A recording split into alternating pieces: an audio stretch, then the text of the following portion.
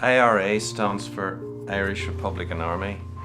They grew from a long tradition of Irish people wanting a united and separate Ireland from the rest of the United Kingdom. Their campaigns continued through the 20th century but started in earnest in 1968, the so-called start of the Troubles, which continued right through for 30 years to 1998. During this time, around 3,600 people died in the United Kingdom as a result of the violence, mostly bombings and shootings. Islamic extremists began their campaign of violence in 2005. Since then, a total of 54 people have died in the United Kingdom. 3,600, 54. I sometimes think that people have very short memories. I was born in Northern Ireland in the late 50s and grew up there. The Troubles started in 1968, so effectively my childhood was through the Troubles. During all this time I lived in Northern Ireland, I'd heard bombs going off, I'd heard shootings, but I was never directly involved in anything. But I wanted to get away from all that, and in the late 70s I came to London to university. In December 1980, as a student, we were rehearsing for a show, a Christmas show, comedy, reviews and songs, that kind of thing. One evening in West London, Hammersmith. It was about 8 o'clock, half 8. There was a sudden noise outside, a bang, and I knew it was a bomb went off. So we all rushed outside, down the road. There was a smoke going up. And the building on Hammersmith Road, which was the Territorial Army headquarters, was on fire.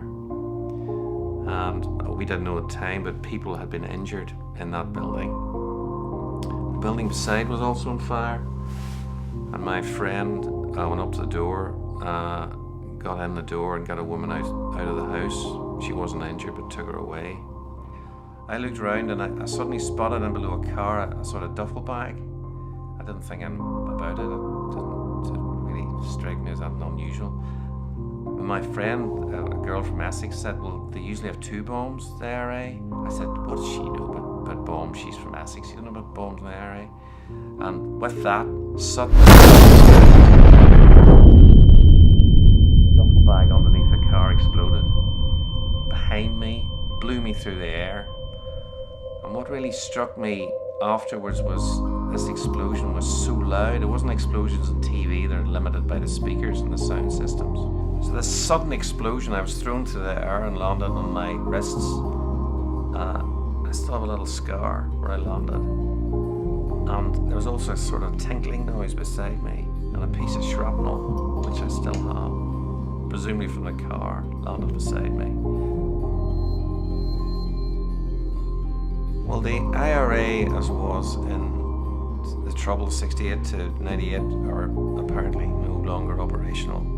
They've just changed their name to something else. They call themselves the Real IRA or the Continuity IRA, but they're still there. The ironic thing was that I survived all those years in Northern Ireland and was never involved in anything directly, and I had to come to London to get blown up by Republicans.